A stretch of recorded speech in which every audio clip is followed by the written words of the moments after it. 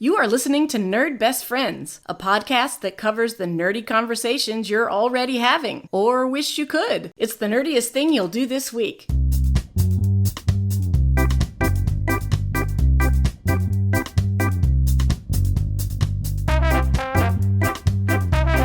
This is Analese. This is Rob. And I'm Dr. Intern Joan. And we are your nerd best friends. It's nerd trivia time, and I am ready to defend my crown.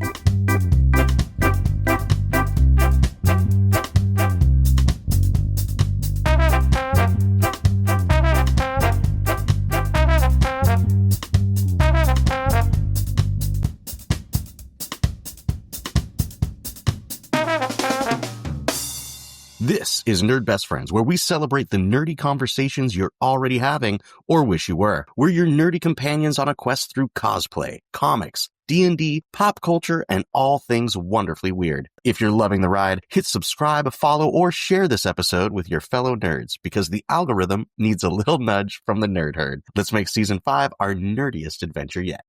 It's episode 86, fam, and the nerd trivia is back on. I'm winning the company back. Dr. Intern Jones here. Welcome back, Dr. Intern Jones. How you guys doing? I'm doing great. I'm excited for trivia episode. I'm less excited for, well, we'll see how it goes, because I know that the scoring is going to be vibe scoring again, where I felt like a wet towel that had been twisted dry by the end of it, but I did win. It was in your favor last time. So, Dr. Intern Joan, any insights on the scoring? Vibes. Again, you got to impress me with your knowledge and what makes me want to like these things that I'm asking questions about. Because I read through these questions and I was like, I don't really care, and I want to care. Way to start the episode. You know, sometimes hosts will put out there oh, this is going to be our best episode ever. Play along at home. This trivia game is going to be great. Not here. DIJs, nope. Keeping it real. I read these questions and they're garbage. You guys enjoy the show. We have to work hard to impress her nerdiness. I don't have a problem with that. Trivia is fun. The episode is going to be awesome. I personally do not partake in these fandoms, so I want to be interested by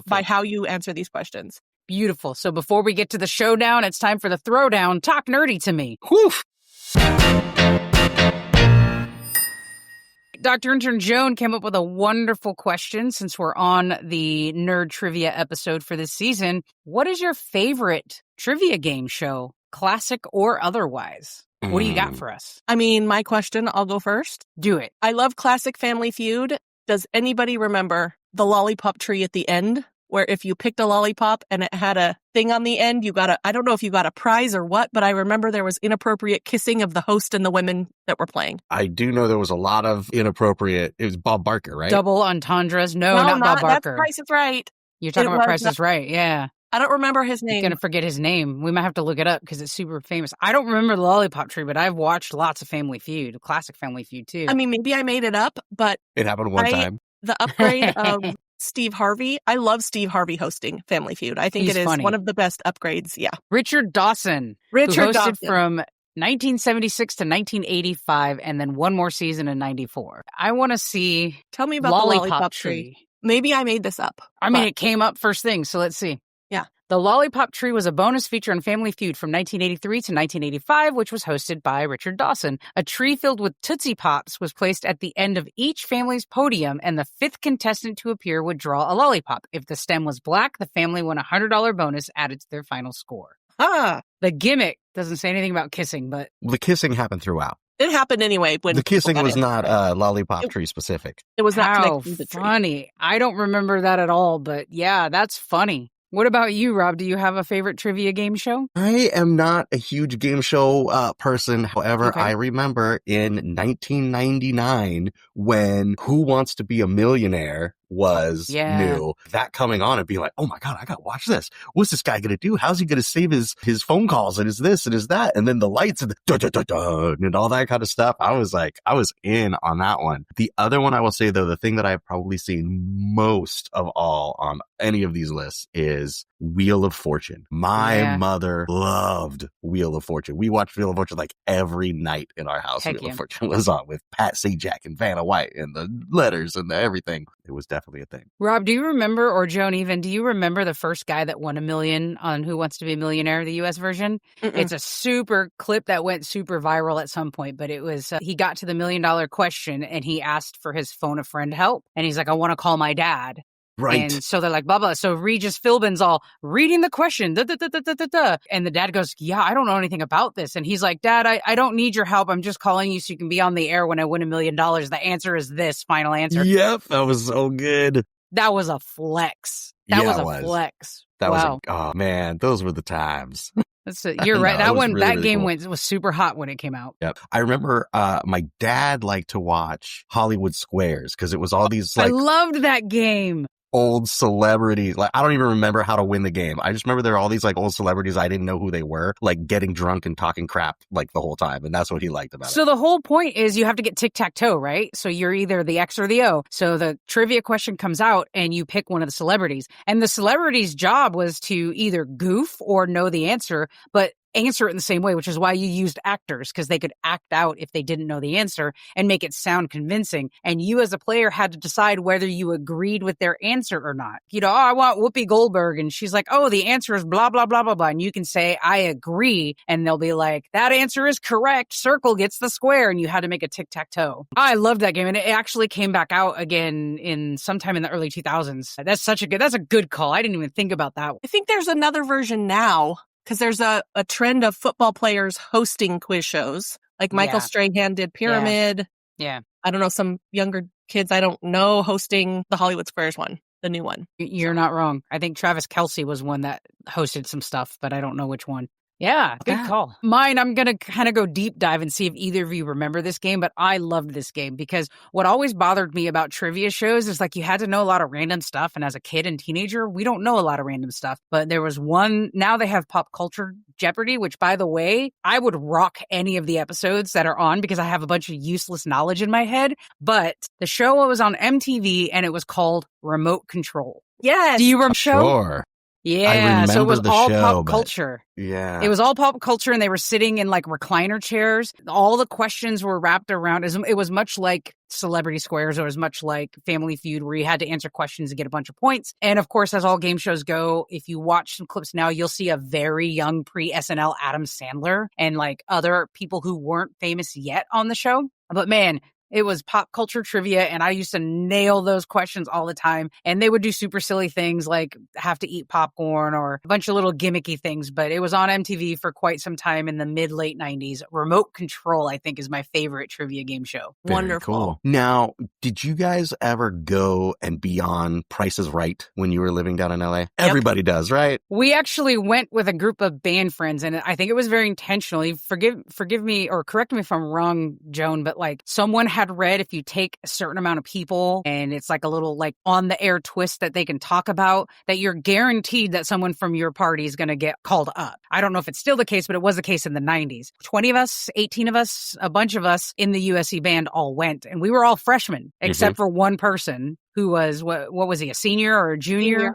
And he got called up as the oldest member in the group. But like, there's some great, I have it on VHS. Someday maybe I'll get it digitized. But there's one where my favorite memory, because we're all sitting across the row and we're all wearing like the same thing, like cardinal and gold thing or whatever. The dude, what was his name? Blaine said later that like when you're watching the show at home and you can see the prices everyone puts down, you can't see that when you're in the show. And then it's hard to hear because people are screaming the entire time. So there was this one where Bob Barker's like, oh, everyone overbid. The lowest bid is $800. And they go for another round. And when it comes back around to him, he goes, $900. And you can, as it pans across all of us, we're like this. I think it might have been me or someone else had their head in their hands like this, but that's what I remember about it, having that. I have that clip. Maybe I'll figure out how to digitize it, put it online. But poor Blaine. I'll post it in when this episode. I have a group picture of all of us. Yes. And Analese, I have a picture of you and I with one of the like host guys, like one of the. I remember people were like, "Oh my God, he's so hot! He's so hot!" We're like, "Let's go get a picture with him just to be goofy." Yeah, I think I have that picture too. Which, spoiler alert, I mean, didn't matter to me. I think I was the only one brave enough to go ask him for a picture. You guys made me do it. Oh, good times. Did you, yes, Rob? The answer, Rob. I've never been. But it's a thing. It seems like everybody has. Like, it was like a thing to do in college. Like, oh, no, let's go goof off and be on The Price is Right. Yeah, although basically. I do think that would be like, if I ever had like a discretionary budget for team building, I would definitely take like a professional team to The Price is Right as like a bonding experience. Get the charter bus, go all be on The Price is Right as a company or whatever, and do the thing. I think would be super fun. Nerd best friends on The Price is Right. Oh Nerd my gosh. Friends. We wear our t-shirts. Sign up for our Patreon. Yep. So we can go. I did send you the link. They did advertise for Pop Culture Jeopardy, and I sent everybody the link, but no, I didn't get any reception from it. That everyone has to take the quiz and like pass the quiz to be considered, and I don't think I'd pass the quiz. But anyway. I saw the link. I'm like, oh, Joan went and did the floor. Maybe I need to do this, and I just never had time to go click on it and do the thing. Yeah. I also didn't because I was waiting for feedback. So next year. Sorry.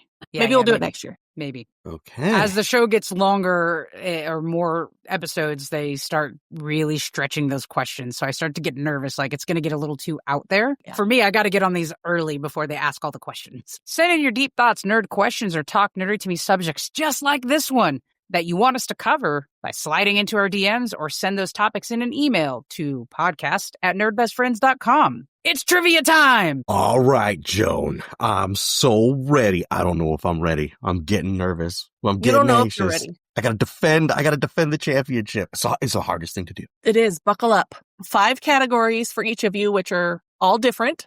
Who gets to go first? Ooh, Rob won last year, so let's start with Analese this year. Okay. All right. I was going to say winner should go first, but okay. Loser can go first. That's me. I make the rules here. Loser goes first. You make the rules. Sorry. Like how she asked the question, you answer the question, and then she's like, shut up, I make the rules here. That's why Dr. Intern Joan is the perfect adjudicator, moderator, and scorer. That's how therapy goes too. She's like trying to get people open up. They ask them a question. They're like, well, I think it really stems from the relationship with my mother. Shut up. I'm the therapist here. I'll tell you what it is. You probably know that that's the inside of my head voice. That is not my therapy voice, but I'm definitely... All right. I'm ready.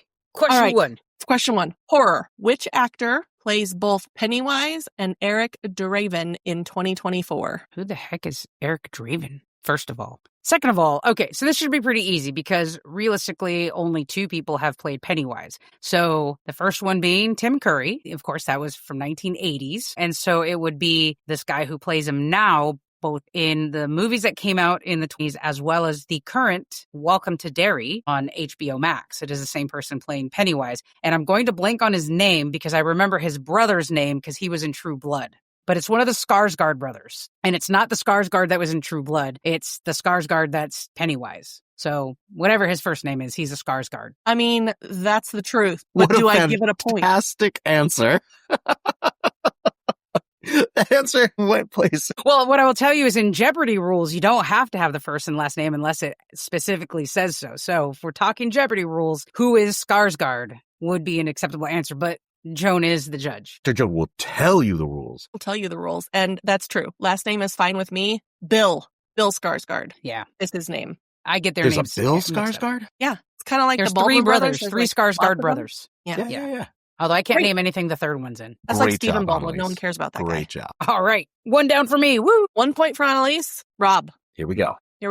NASCAR. Okay. Which track is known as the track too tough to tame? Okay. Tracks have nicknames, and they're located in cities in these United States. So the track too tough to tame, that's not Darlington. Darlington is the Monster Mile. That one's in Delaware. If it helps you, Rob, I made a multiple choice, so I'm fine if you take the multiple choice possibility. Why don't we layer that in? Because Analese knew Skarsgård because she knows it. There were also multiple choice for that question. Yeah, I didn't need it. So yeah, feel free to take the multiple choice. Like, yeah, you can answer it or you can have your choice. Ask for the multiple choice. I like it. And I feel like I might get bonus Joan points if I don't use the multiple choice. Although I think there's no way to predict what Joan is going to do. No, Delaware? Darlington. I think it's Darlington. Should I do the multiple choice or should I go for it? Fortune favors the bold. Darlington, North Carolina, South Carolina. Forget the state part. Darlington Speedway. Ding, ding, ding. Hey, you almost talked yourself out of that one too. Sure did. You almost called it the Monster Mile. Almost talked to, I did. I was like really thinking about the Delaware Monster Mile, but that was the other one. And that's the egg-shaped one. I can tell you that too. That's why it's the crazy a turns. big pain in the neck. Mm-hmm. Analese. Yes. Do you remember, speaking of NASCAR, were you part of the Trojan Band gig where we went to the Speedway in Fontana and played the Star Spangled Banner? Yes, like on the track. Yes. Yeah. Yes. All right, you know what I remember mostly about that trip, though? I mean, I remember going and doing that, and it was fun or whatever. But I remember on the drive back, we had been gone forever, like all day, and we were just delirious. I think we were only fed like once that day or something like that. We were all just delirious and tired and whatever. And I remember at some point we passed, it was like Longo Toyota or something like that. And I remember that because there was a horn player that started shouting out, "Where the heck are we? Are we in Longo?" Because typically in other places that aren't as populated as Southern California, car dealerships will be like city name Toyota, right? Like Darlington Toyota. And this person was not from Southern California. Like, "Are we in Longo?" And everyone's like, "No, that's someone's name." That's what I remember about that gig. Was I there? No. Okay. This was in college. It was like when it just opened or something. They were celebrating some huge thing, yeah. Before I dabbled in NASCAR, I wasn't at that. I would say you were watching NASCAR, but you were in the closet about it still in the 90s. Oh, yeah. Well, yeah, it takes a special person to maybe, there's no minus points on this thing. I could take some off for NASCAR liking, but I won't. Don't worry about it. All right. Tied. It's tied. Both of you did not use your multiple choice. Okay. Options? All right. Analese is up. Stephen King. What is the town that Carrie takes place in? Oh, no. Yeah.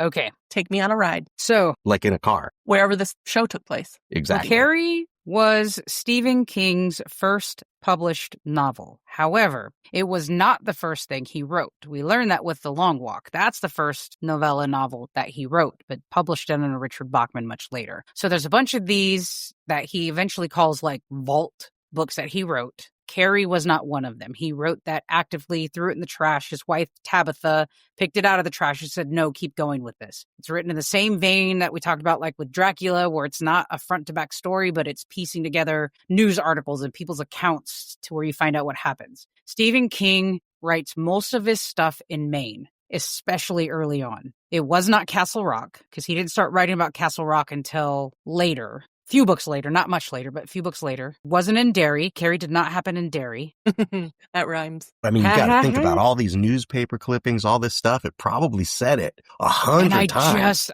Here's the problem with the audiobooks. It's in there. But here's the problem with the audiobooks. Palace. I can hear it, but I can't hear it, and I can't see it because I didn't read it physically in paper. So I'm going to use my multiple choice option here. How funny, because Rob didn't give you multiple choice. I was going to say, was there multiple choice on that one?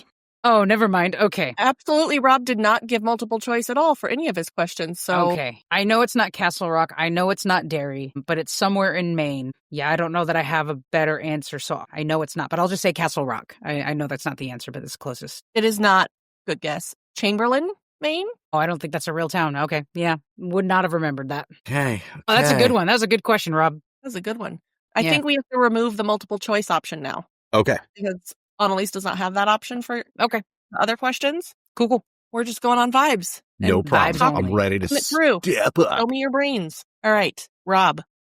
3D printing. Okay. Easy, medium, or hard. All right. In 3D modeling, which file format is most commonly used for exporting printable models? Ooh, now, nope, I'm not even gonna. It's an STL file. I was gonna try to make something up like that. I knew what that stood for. I actually have no idea. STL file is the correct answer. You are correct. There were so many words on that. I'm glad you didn't try because I don't. They're all. Does it say what it stands for? I was gonna say, did it say? Nope. Okay. We'll never know. We could look it up. We could, right. But Rob gets it right. The vibes. What was that the hard one? She did not easy, medium, hard label the questions. Yeah. I did all medium to medium difficulty. Medium to medium difficult. Sorry. The whole range. Medium to medium. Yes. The whole range of medium. It's like hot sauce at Thai places. I'm gonna get some bonus points. I want bonus points. Let's go. Question 3. Final girl. Man. Name a season 2 crossover promo villain. Crossover with what? I'm not sure I understand the question. That's a great question. Rob, any insights there? No, I've never played this game before in my life. So a season 2 villain. Okay. And then what's the rest of this question? It's a crossover promo villain. Villain. Crossover with what?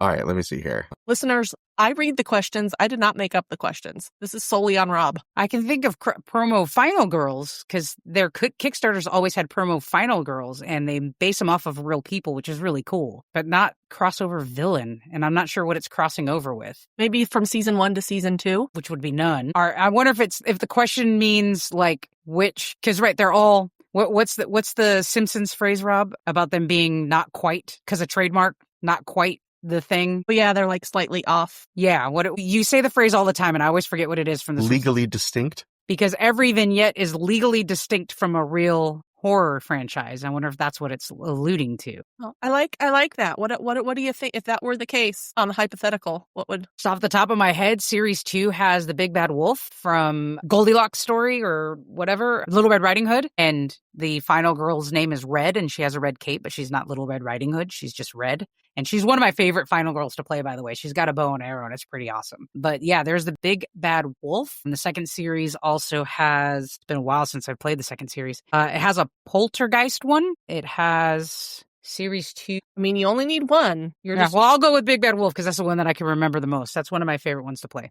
That is the truth. That is Big Bad Wolf. So I guess by crossover, it meant like which. Yeah, I wasn't sure why it said villain, crossover. I thought maybe that would be a clue to you, but I think it just made it more confusing. Yeah, so really, let's just like name a game? season 2 villain and we'll be fine. A season 2 villain plus it's legally distinct. Legally distinct franchise. Yeah. All right. Woo. For a bonus point, can you tell me who Motor Lady is? Motor Lady. Series 2. It's series 2 question. Motor Lady. There's the Hellraiser guy. Motor Lady. Maybe I haven't played that one. I don't remember a Motor Lady. But it's probably the one that's based after Saw, the Saw series. But I maybe haven't played that one. No, I don't know that I know who Motor. I have no idea, but I like a lady character, so I was curious. There's a few of them. There's a few really awesome women villains in this for sure. That's another one that was on the list of like the season 2 villains. Motor Lady. Okay, but now I'm okay. Who is Motor Lady? Who? Wait, Joan. Like I wanted before to know we find out, let's see if we can figure it out. Like, what would a legally distinct That's villain? What I was thinking. It's good. Okay, so Motor Lady, Tank Girl, maybe Cycles. I'm still thinking about Stephen King and Misery. Like he got in a car accident and he ended up in this lady's place. She's the Motor Lady. She's the Motor Lady. Motor Lady. That is actually from series 1. Ooh, Rob fails. Wait a minute. You didn't even verify that. But he did say crossover, so technically, season 1 to season 2. There are some final girl crossovers. And in fact, in Ratchet Lady, there's Ratchet Lady. I wonder if Motor Lady was her original name, like on the Kickstarter, because they do update stuff. So Ratchet Lady is from series 2, I think. Let's see. And she's pretty difficult. Can we tell what legally distinct villain she's supposed to be? I'm trying to get the pictures of which one she is. I like Legally Distinct is a good name for a band while we're just sitting out. Absolutely. Ratchet Lady makes minions, and that one's really hard, but it may be a bit more creative from them. I don't know if that's what makes Ratchet Lady hard. Let's see. Well, I found a Reddit of almost comprehensive list of final girl. Reddit's the place for nerd stuff. I end up there more often than not lately right? Yeah. Well, where's the list, though? Sucker. It says there's a list, but I must have missed it somewhere. Okay, let's see. Yeah, no, there's no one named Motor Lady. ChatGPT. Yeah, I think it means Hatchet Lady. Yeah, see, so some of them don't necessarily follow it. They just follow horror tropes versus legally distinct. Slaughter at the Groves in Series 1 is just a bunch of, like, 60s films based off of the idea that there could be a ancient horror that comes back to life because of Indian burial grounds, right? So some of them just go off of tropes versus the distinct, and I think Ratchet Lady is one of those. And she just makes little robots that come kill you, like the Puppet Master. Yes, there is a Puppet Master one, though, that has actual puppets. In this case, she's got minions.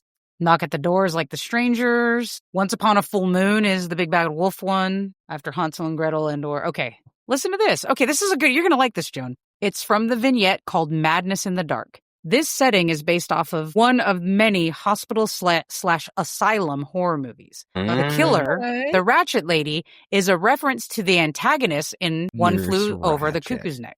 Yeah. There we go. One Who Flew Over the Cuckoo's Nest. Nurse Mildred Ratched. Mm-hmm. Ratched. The lore book confirms her name is Mildred as well. Her appearance seems to at least partially inspired by the monsters in Silent Hill series, specifically the first movie adaptation. So I don't know why Motor Lady was the original, but they found a way to legally make it more distinguishable. Yeah. Huh. All right. Well, Great tangent. Great now tangent. you know that was a One Flew Over the Cuckoo's Nest reference. The Beautiful. things you learn. Great Beautiful. job, All right. Rob. What a good question. Great job. Analese got an extra point, and Rob got a bonus point in this round For a because good question. he knows the legally distinct phrase. Yeah. Legally Mhm. distinct is my takeaway so far from this round. Your band, your Perfect. garage band name. Although Rob still has to answer his question. He does. And we're going to go to Spider-Man. Ooh, I think this tripped me up last time. Almost did last time. I could not for the life of me remember the name of like Sandman. Well, that's right. You're right. I thought we were stuck on vibranium versus whatever it was last time. There was that. There was a whole thing with, that's with right. Spider Pig versus Spider Ham. It was a mess. Man, It was this most stressful thing I've ever participated in. take me on a journey, because Rob, I've never read a Spider-Man comic. So, Okay, fan there's of a the young original man named 70s Peter Parker. cartoon. So, What? fan of the 70s original cartoon. Like, that's the only one I really like. Best theme song ever. Which villain was responsible for the death of Gwen Stacy in the original comic? Well, I mean, that's a huge one. That is up at the top of the bridge, and you got him up there. He's got the Gwen Stacy, and then he's throwing people off the bridge. You can't save everybody, Spider-Man. And then he throws Gwen Stacy off the bridge, and he's like there, and he's trying to rescue people, and he reaches over and and he sends the line down, and it catches her by the foot, and snap, breaks her neck. And she dies. And that villain Spider-Man killed her. is the Green Goblin, but Spider-Man killed her. I mean, Spider-Man's not the answer on this. Green Goblin is. So Yes, because yes. of course, like, Spider-Man didn't push her off the bridge. That was just an accident. Right. But technically, the killing blow was struck by Spider-Man accidentally, but Green Goblin threw her off the bridge. And that was in the movie. A movie. Yeah, one of the Andrew Garfield ones. Making Was sure it Green as soon as Goblin? you said it. Yeah. In that movie? Because I haven't seen the Andrew Garfield movies. On the bridge. Yeah. I remember. She was in the train, right? And it broke or something. Maybe. Maybe. Was that an Andrew Garfield one? I'm a side fan. The Gwen Stacy was definitely Andrew Garfield. I have not seen them, and I know that's Emma Stone. But because I've not seen them, I don't know who the villains are. When I think Green Goblin, I think of the Tobey Maguire. The Tobey Maguire one. Yeah, I was Right. trying to think, like, what does the Green Goblin look like in that one? And maybe they changed it, and it wasn't Green Goblin. in the Or movie. maybe they did. It's been so long, and my brain is so confused. It might be time. It's about to be winter break, best friend. Maybe it's time to revisit them while you're also revisiting Lord of the Rings. Or more Supermans come out, or Spider-Mans, because there's more movies coming? Yes. Always. Well, maybe not. You guys know that, right? Tom Holland got injured. No, Yeah. I He heard. stepped away. He got injured. He hit his head during a stunt of some sort. And so he has stepped away, and that movie they were working on is paused right now. Pretty gnarly. He got sent to the hospital and stuff. What's his Wow. fiance gonna do? If you follow him and Zendaya, they've been hinting for some time that even though they're young, they've made so much money, they're up to get married if they're not already secretly married. And when they start having kids, both of them have had interviews saying, I'm stepping away from Hollywood once I start raising a family. So I just think this possibly is making end. speeding that up. for Okay. both Well, of reboot them. time. Reboot time.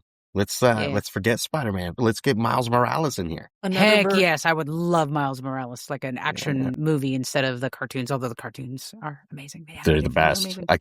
We're waiting so long for that third one to come out. It's ridiculous. I know, but it's going to be worth it. Man. I want it now. Right, meow? Right, Meow? 3 questions each. Yes. 2 more to go. 2 more to go. What's the score? We got Rob 7, Annalise 4. Dang. All right. See if I can get some bonus points this question. I'm just going to coast to the end like the tortoise and the hare here. Listen, I don't know how you're going to get bonus points because this is a Dungeons and Dragons questions and I don't get it. So help, basically. Gosh, I'm probably not going to Whoa. get this one right. Please name the 3 pillars of Dungeons and Dragons. You got this. Pillars? This is the easy category, bud. So I don't know. Pillars? Oh my gosh. Yeah, think of it. Don't think of it as a stat. Like the game Dungeons and Dragons revolves around 3 pillars of things that we do. We role play and we roll dice and we tell a story. I don't think I understand what it means by pillars, but I'm sure there's something that I'm just missing with that word. Like values or How about this? So you said like role foundation? play. So I'll give you that. I would say social interactions is one of the pillars of Dungeons and Dragons. What are other things that you roll for? You just gave her one answer. So what are the other two? Social interactions is a pillar. Yes, Then that's why you have stats like, charisma and deception and persuasion and those kinds of things. You use those in social interactions. I guess there's like fighting ones. Yes, combat is one of the 3 pillars of Dungeons and Dragons. Combat, social interactions, and solving stuff. Quests, doing things to get stuff and tell the story. There's a big bad that you're after, but then there's all kinds of other things that you do. So like doing stuff. Never read that player's handbook, did you? That seems like a real core dungeon master thing to know. Mm-hmm. I've not read the Dungeon Master's Guide. No, you did it. I had to think really hard for that. I don't. Does it? You got them all. Are they called pillars in the Dungeon Master's book? Absolutely. That's just known. Dungeons and Dragons is based on 3 pillars: combat, social interactions, and exploration. And that's I guess I never thought about them as pillars. How your stats are organized and stuff. You've got the stuff you roll for combat, the stuff you roll in social interactions, and the stuff you roll for explorations. Crazy. Yeah. It makes sense that it would be distinguished in that way, but no, I have not read the Dungeon Master's Guide yet. I haven't. As a wounded ego, what kind of creature is Strahd? He's an undead. It's a vampire, right? Yeah. Okay. I just want to make you feel good. No, that's I wasn't feeling bad. I was just, it's just like the crossover part of my last question. I just don't know that I quite understood what the question was asking me, but that's okay. I got it. You got it. All right. Hopefully I can stump Rob on this one. Rob, okay. We're going to Quantum Leap. Ooh, boy. I have 2 questions and I don't know which one to ask. So I love them both. And I want to say I asked for specifically the 1989 series. So you're not going to get bamboozled by something from the new series. So good. You're welcome. Okay. What is the name of the holographic observer who guides Sam through his leaps? Rear Admiral Al Calavici. Wow. Yeah, buddy. Yeah, buddy. Nice. Who appears in the form of a hologram only Sam can see or hear. Wonderful. That's part of the opening. Yep. What made Not the Rear Admiral. Not the rear. You're right. You went the extra mile there. Extra mile for a bonus point, by the way. Beautiful. Thank you. What made me ask this question was she gave multiple choice. So you had Tom, Al, Ziggy, or Gooshi. See, now, those are all other characters in Quantum Leap. And at some point, doesn't Ziggy appear at one point in place of Al? Ziggy is the computer. So when he's yelling at the handset, it's because the artificial intelligence computer is named Ziggy. Okay. Gooshi it did appear at one time because something happened to Al. He had a sick day or whatever. And this other dude showed up and it's like, Gooshi, what are you doing here? But Gooshi was like a helper and would take care of the person that leapt out, right? So when Dr. Samuel Beckett goes through the quantum leap accelerator and vanishes, and then he leaps into somebody's person, that person leaps into his body back at the headquarters. And I think Gooshi is the guy who talks to that person and lets them know what's going on and tries to get information from them about what's going on or whatever, so that he can put it in the Ziggy computer, which calculates all of the whatever, so that probabilities of what happens with each action. Yeah. Exactly. Crazy. Look at that. Well, Joan, what's the scoring? Show. Because we're down to our final question. I don't know how this happened, but Rob is at 10 and Analese is at 6. Dang, I'm losing. All right, let's see if I can make it up. Crown by Rob's name, so I don't know if this app only goes to 10 and it's done or what, but we'll see. Baby, that app may only go to 10, but my trivia I'm going to win 20 points 11. with this answer. You, Buffy the Vampire Slayer. Okay, I'm probably going to lose off of this. Which initiative project created Adam? You asked me this one the last time, and I think I got it wrong. Really? Okay. Season 4. No, I'm probably still going to get it wrong because I can see it but not see it. So season 4 is when we meet Riley. We get introduced to the initiative. They have all these things going on. And at some point, Buffy gets invited to be part of the initiative. It's a really cute and funny series of episodes in which they were like, we thought you were a myth. Well, you were mistaken. So that's where those memes and stuff come from. I love this series. Season 4 has its ups and downs. I love these moments when she's just this little petite girl who goes through these tests with these big burly men with all their gear. They do like a capture the flag kind of scenario, and she finishes it in like minutes while the other guys are like struggling to even get off the ground. I really love the whole dichotomy of what we know about U.S. military and how this little petite girl could just beat all of it. In the middle of this, we find out Maggie Walsh is doing a secret experiment that's based off of it's basically the Frankenstein scenario, in which she's using part machine, part humans, and parts of demons to create a monster fighter. On the door, it's either 315 or 415, and I'm not going to remember which one it is. Buffy finds out about it. Maggie Walsh gets murdered by the Frankenstein, which again follows with the Mary Shelley storyline. 315, 415. For some reason, I'm seeing 305, but that was the number of apartment I lived in the year this played. It's one of those two. I'm going to say 415 is my guess. 419, 415, something like that. But I got this wrong last time too, and I still don't quite remember which one it is. It's a combo of those. 14. I'm never going to remember this. I bet it's a Bible verse. It might also be a number based off of something in Mary Shelley's Frankenstein, too. There's something that could be. to it. Yeah. Hey, have either one of you seen that new Guillermo del Toro Frankenstein yet? Not yet, but it's on the list. It's supposed to be super good. That's what I hear, too. I'm not interested at all. No? Guillermo del Toro? I hear it's like the hottest, abbiest Frankenstein monster ever, if that helps. I mean, listeners, right in. That's what makes it not. I don't care about that. I am interested because there was another one we referenced a couple episodes ago where they totally just screwed with the story. Robbie, you were talking about it when I was talking about the Ed Gein story. The Mike Mignola. Oh, that's right. Mike Mignola, and it was like, what am I even watching? But I hear this is really good. They put it in theaters because they want it to win awards. My son and his friends really wanted to see it for his birthday. So I was like running around trying to find a movie theater that would show it. And I couldn't find one anywhere near. But now it's in both movie theaters, and a bunch of my coworkers watched it. And, apparently it is an allegory for Guillermo del Toro's Catholic upbringing. Okay, also gross to that. But I'm always interested because Mary Shelley is one of the least celebrated female authors of all time who wrote one of the most important horror novels of all time. I'm interested in what they did with Mary Shelley's story because apparently it's like pretty true to the overall themes of her novel. Huh. That is a reason to watch it. That is a reason to watch it. All right. See, that deserves a point, Analese. Yeah. So, I mean, I got it wrong, so I'm probably not going to win, but Rob's got one more question. Maybe he's going to be so bad at it, he gets negative. Well,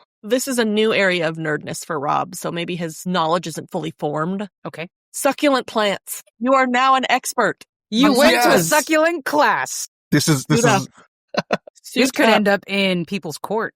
This could end up in divorce court. Don't. Maria, let him have it if he doesn't get it right. And write in and tell us how you did it. The stakes have never been higher. Forget the crown for the sake of your marriage. Feel free to hand the crown over to Analese just because of his question. All right. Overwatering a succulent most commonly leads to what issue? Overwatering a succulent most commonly leads to too much sun. Not enough sun makes it bolt. I'm gonna say like you get mold. You get like gross, slippery. Like it'll mold up. Right? It'll grow a fungus? Or is it like it'll turn color, like it'll be a pale color? Those are two different things, but I need more information on whatever answer you choose. I'm pretty sure because they're desert plants and they sit in the sun all day and they're like all small and they store their water. So I feel like even around here, if you overwater it, it gets like turns all pale and sometimes it'll even grow like mold on it and get like rotten. But those are lots of issues and you're not jumping on either one of those. So maybe those are still two things. You could pick one of them. So I gotta choose something completely new. I don't know. Either bad pale color or gross rotting mold. Yeah. Or something new. I don't know. I think that overwatering any plant could give you gross, nasty mold. So if it's a succulent specific question, I'm going to say you will lose the color and it'll turn like a pale white instead of its rich greens and oranges that it's supposed to be. Bad color. Final answer. You talked yourself out of the right one. Snap. It gets moldy. Root rot, of course. Of course. Moldy at the bottom. I was like, where though? I knew it. But you were right there too. Can we give Analese a bonus? The company and my marriage in one fell swoop. I'm giving Analese an extra point for one of her multiple choice questions or answers, which was leaf bum. Leaf bum. Leaf bum.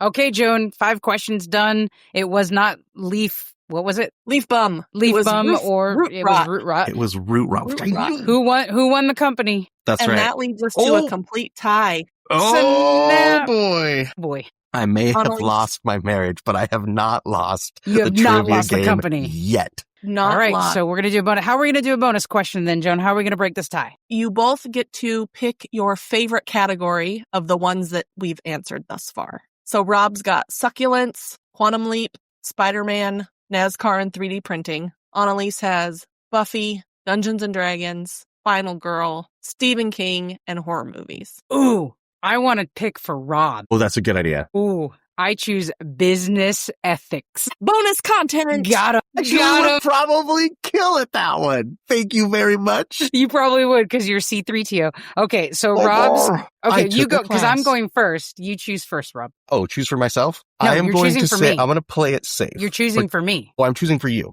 Yes. Well, I'm not going to pick any of the Dungeons and Dragons ones because they're not great. True. You failed on that one. We can't pick a Stephen King one because, well, maybe the horror. You just missed Joan's reaction to that one. Just heads up. What? Stephen King questions were real good, though. You did Okay, a good let's do job that writing then. them. I mean, you don't have to. I mean, No, that's fine. I just know that it's like a joke with listeners every time Analese talks about Stephen King. It's like, take a drink or whatever. So here we go again.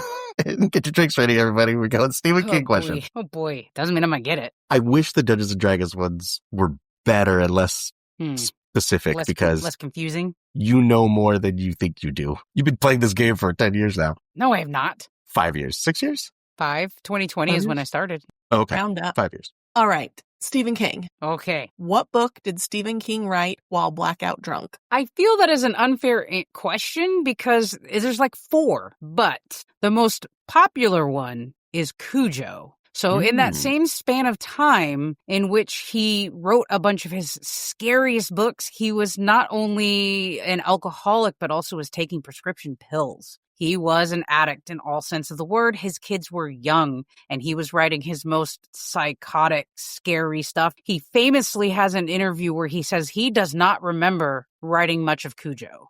So Cujo is going to be my guess, although realistically it could be a few of those books in that same realm. It could be Salem's Lot, it could be Cujo, it could be The Shining. But what I know is he talks about not remembering writing Cujo and reading it like it was another person, reading it later like it was another person who wrote it. So that's going to be my answer is Cujo. That is true, but not the one that Rob chose as the answer. Snap. What's the one he chose? Tommyknockers. That would be around that same time. But yeah, that's okay. I'll take the L on that one. It just depends on which interview from Stephen King you're reading. Tommyknockers, I'm not surprised. That's because, again, they were written around the same time. Around the same time? Yeah, I guess. and somewhere after that, he gets sober, and his writing is still great to this day, but he talks a lot about getting sober for his kids, and also because reading a book like it was out-of-body experience that he didn't write it was scary for him. That is, I think, from what I'm reading, Cujo's the only one that he woke up and it was completely finished. So curious where Tommyknockers came from, but who knows?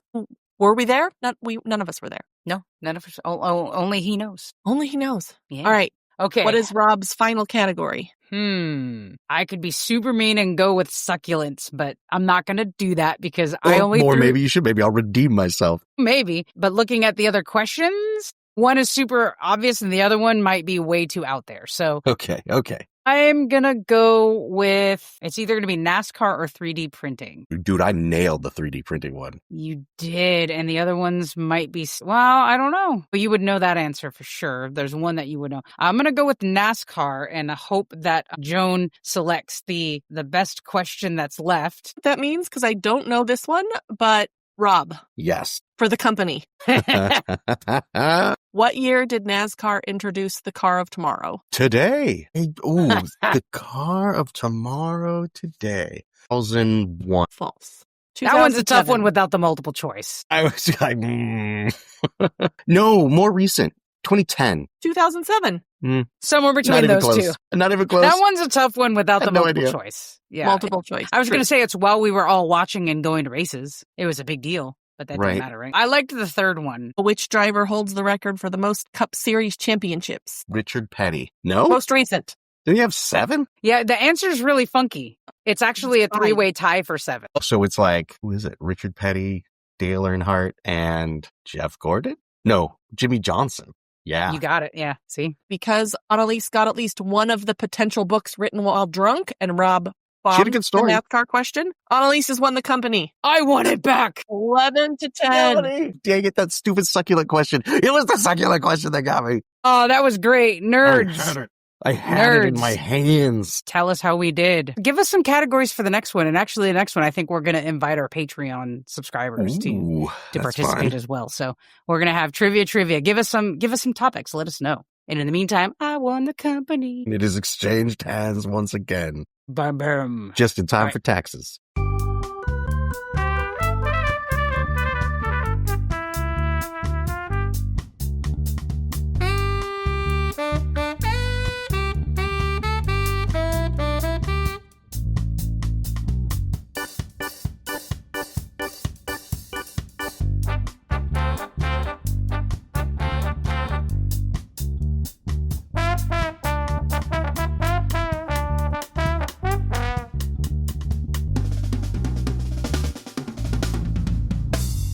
We're going to invite Dr. Intern Joan to start this one since she did such a great job adjudicating and giving us these questions. So we're going to ask you a question, DIJ. What's the nerdiest thing you did this week? This is real nerdy because Jeff and I were watching a football game recently and we didn't want to cook. So we're like, what can we get that's like appetizer food or whatever? Classic. We settled on Jack in the Box because gross, right? Rough choice. Anyway, it's a rough choice. They also have a very appetizer-heavy menu. That's right? true. So I thought, You're not wrong about that. because Buffalo Wild Wings is too far away to get delivered and we were not leaving the house. I opened the Jack in the Box menu and there is a Gremlins midnight meal available of all the fries, rings, curly fries, chicken tenders, tacos. But what you don't know is that it comes with a free air freshener with a gremlin on one side and Gizmo on the other side. Oh What is what does going it smell on? like? It smells like pine and it's kind of gross. But the point is, it came with a free thing.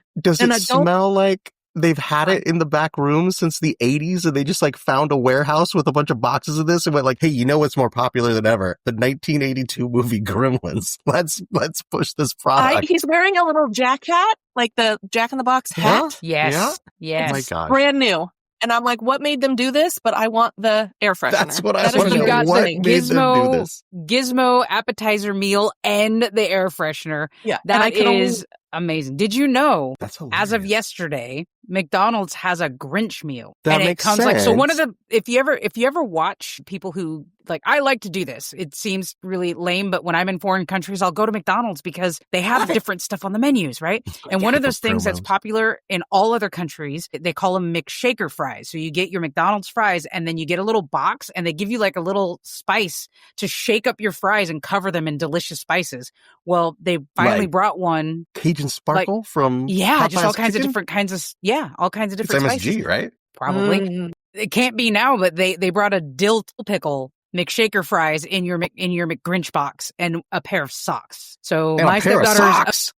my stepdaughter's obsessed. So we have to go collect the socks, and that means The I'm eating a different lot socks? of chicken nugs. Yeah, they have 4 different Grinch socks in these My Grinch gosh. meals. The good news is, hey, if you're low on protein, decent calorie, even though it's fried, a 10-piece chicken nuggets has like 60 grams of protein in it. So And socks. How much protein and are in those socks that are socks? going to smell like McDonald's. And dill. I'm not going to try the dill pickle. I'm good, but they do have McShaker fries in the Grinch box. That It's is still not as I exciting as your air freshener, Joan. Right? Well, and as I love going to convenience stores in other countries because candy is made so much different and with such better ingredients. So Yes. anyway, same thing. Different Yes. things in different countries are way better than America. Love it.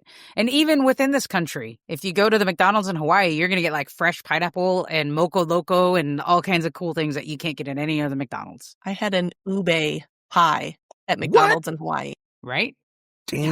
You All right, can anyway, get also- rice and Spam and pineapple for breakfast. Crazy. All right. Okay. Thanks for indulging me. That's Wow. awesome. Awesome air freshener. I love that it's Gizmo/Gremlin. It doesn't get better than that. Let's go with the winner of the company. Analese, what's the nerdiest thing you did? That's me. Season 1 of Nerd Best Friends. We did this episode about it wasn't the nerd gift giving guide, but we were talking about things we wanted. And Rob was like, oh, I really want this game, Hero Question. I missed it and I just don't know what I'm going to do. And the moral of the story is the podcast has allowed for us to say things that then our partners or family here, and then we get. So that year, Rob got Hero Quest, which, by the way, we still have to like try to finish the rest of those adventures at some point. However, sure do. In this case, in our nerd gift giving guide, I had mentioned this Sherlock Holmes game with Jack the Ripper cases and blah, blah, blah, blah, blah. And even though it's not the holiday season yet, my partner surprised me and went and got the Jack the Ripper game or the Sherlock Holmes consulting detective, which ends up having 10 cases in it. So my fears about like, oh, it's got 2 cases and you're going to spend this money and then it's going to be, oh no, there's 10 cases. And the owner of the nerd store was like, oh, my wife loves playing this and so you can play 1 to 8 players. So at some point in the near future, 1 to 8, you can solve these mysteries. So we're going to bust that thing open and solve some Jack the Ripper mysteries. I'm super excited.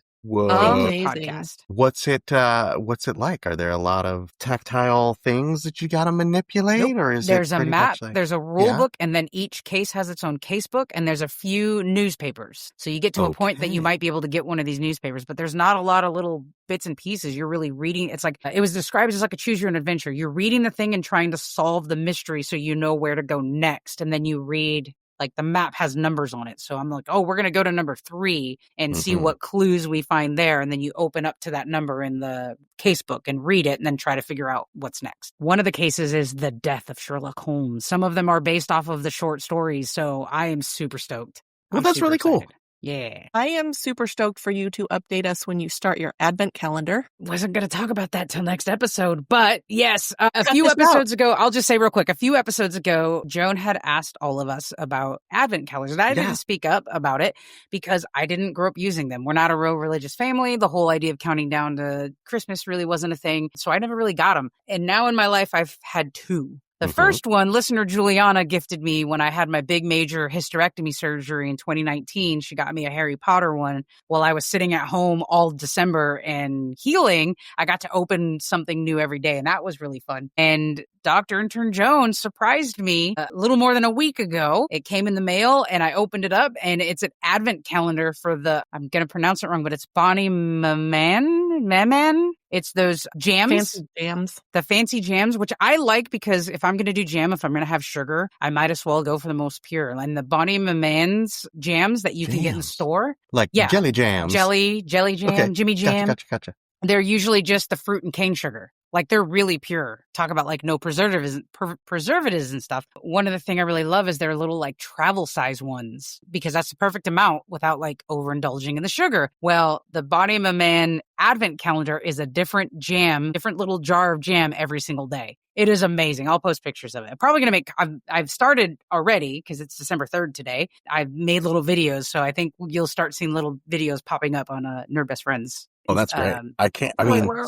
That's 24, 25 different berries. 25 different jams. I read the back. I don't know that I could come up with 25 names of and some of them are mixed. It's like cinnamon something and this, that, other. Like, yeah, we're excited. We went out and got a Costco size thing of English muffins. And me and Sarah are just going to share it. We're just going to each have a half of an English muffin with a different jam every day. And that's what we're doing. Man, there's nothing like it. You know, when you go to like a diner and you get like eggs and bacon and they'll come with an English muffin on the side. They got little things of jam. Gosh, dang it. That's good. It's going to be awesome. I mean, it's been awesome, but it's going to be awesome to share. I may talk about it as the nerdiest thing in a future episode coming up soon. Spoiler alert. Awesome. Spoiler alert. Awesome. Yes. All right, Rob, what's the nerdiest thing you did this week? Okay. I don't know if you guys are going to remember this, but like months ago, we were talking about a shortage of the Kolinsky brushes, which are the natural hair, animal hair. We were talking about like the Kolinsky's like this little weasel and that they make these brushes out of, and that there was some kind of weird trade war happening where some countries were not going to import that kind of fur anymore. And then we might have even talked about how like they were making wolf hair brushes for a little while or whatever. And it was like, oh yeah, that's interesting.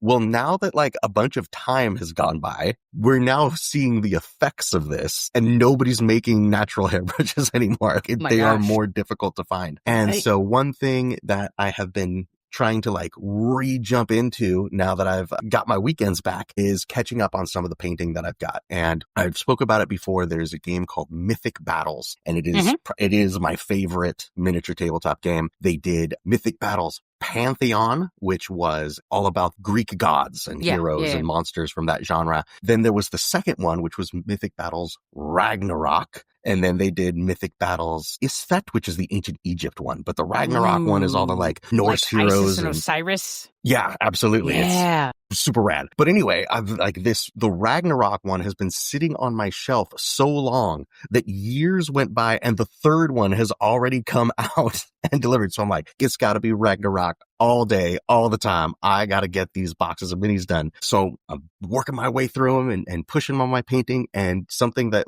I always knew, but really needed to pay attention to was transparent paints, the speed paints or the contrast paints. They flow so much that they ruin your brushes because the paint gets up into the ferrule and it dries and that splits the hairs and they're hard on brushes. So I had to get organized and go through my brushes. And now I'm being very deliberate of okay, this box goes natural hair brushes and this box goes artificial brushes or synthetic brushes. They call them synthetic brushes because I don't want to ruin any more of my Kolinsky brushes anymore because can't get them. I have not yet tried. I don't have any wolf's hair brushes yet. Maybe they're amazing and fantastic, but yeah. So organizing brushes and painting.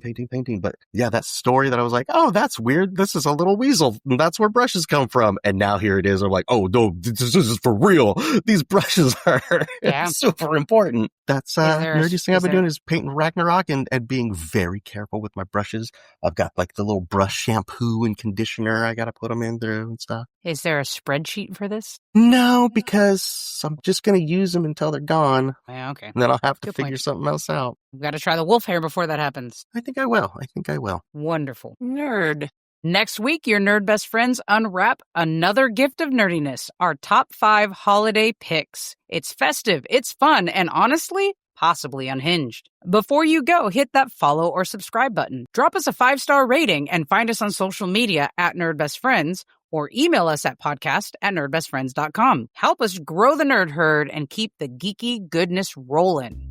I won the company. You won the company. Don't forget, patreon.com. This could be the best year ever. Annalese's reign of terror could be funded to the extremes. We need your help. Dr. Intern Joan, always a pleasure having you on the show. Thank you, Rob. Until the next trivia contest. Maybe one of our Patreons will win the company next time, and then you and I can just be hosts. They will just be lazy employees. Boom. Clocking in, clocking out. All right, y'all. And next week, new episode, top 5. See you then. Listen in.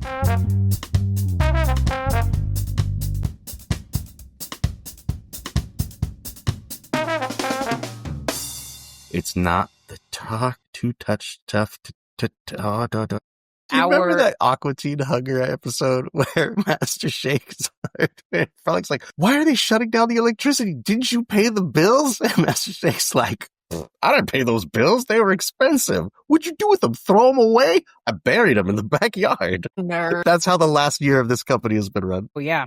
Oops. Dang it. Why? Bam, bam, bam. Wah, wah.